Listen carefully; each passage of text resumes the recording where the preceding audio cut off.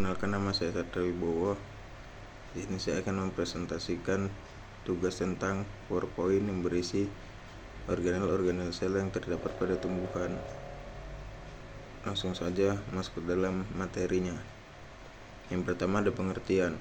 Sel tumbuhan adalah sel eukariotik yang memiliki struktur kaku dan khas, didukung oleh dinding sel selulosa, vakuola sentral besar, dan plastisida atau termasuk kloroplas untuk fotosintesis. Komponen utama meliputi dinding sel atau pelindung, membran sel, sitoplasma, dan nukleus. Organel lainnya mitokondria, ribosom, dan badan Golgi. Selanjutnya ada struktur sel tumbuhan.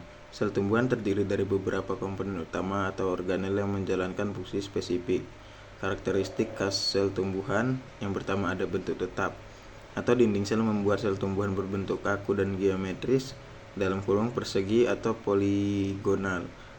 Yang kedua ada fotosintesis, mampu membuat makanan sendiri atau autotrof berkat kloroplas. Yang ketiga vakuola besar, yaitu berfungsi ganda sebagai tempat penyimpanan dan pengatur tekanan sel. Selanjutnya ada dinding sel. Dinding sel adalah lapisan kaku di luar membran plasma yang memberikan dukungan struktural dan perlindungan bagi sel.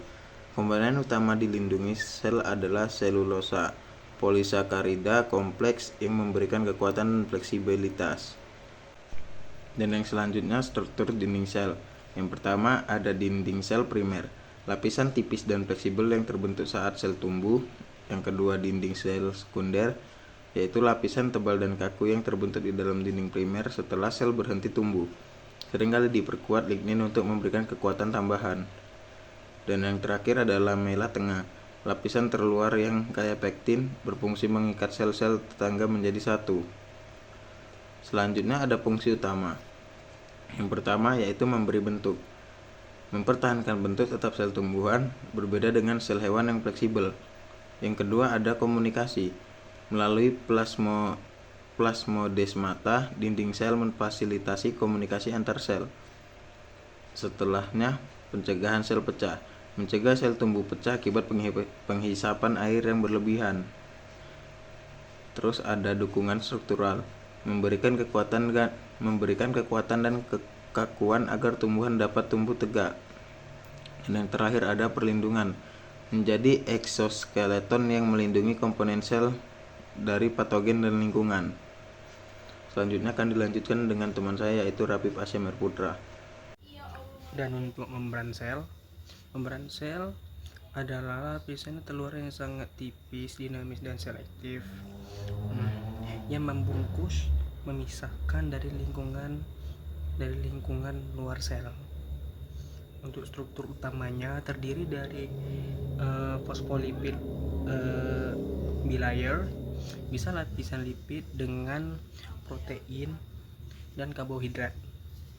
Dan untuk struktur komponennya di sini ada membran ini tidak untuk sifat selektifnya, membran ini tidak kaku melainkan cair, fluid dan dinamis, memungkinkan sel menyeleksi zat-zat tertentu yang boleh masuk atau keluar sel seperti air. Dan lagi terdiri dari fosfolipid bilayer, dimana kepada morfo hidrofilik menghadap keluar dalam sel, dan ekor hidrofobik atau takut air. Terdapat dari protein integral menembus dan partikel jadi permukaannya yang tertanam di dalamnya. Untuk fungsi utama, pelindung, melindungi komponen dalam sel dari lingkungan luar, transportasi, mengatur keluar masuknya zat melalui mekanisme transportasi aktif dan pasifnya. Kemudian komunikasi, memiliki reseptor untuk menerima sinyal eksternal, dan struktur, memberi bentuk dan membatasi sel. Dan lagi nukleus inti sel. Sel adalah organel terbesar dari pusat kendali sel. Eukariotik yang mengandung besar materi genetik DNA yang berfungsi mengatur aktivitas sel. Nah, dan lagi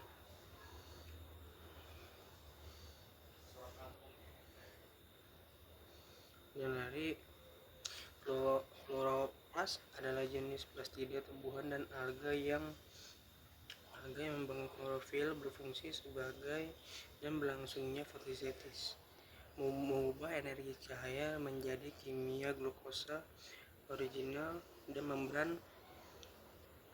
ganda ini memiliki struktur dan dioket dan stroma serta mampu membelah diri atau semi otonom.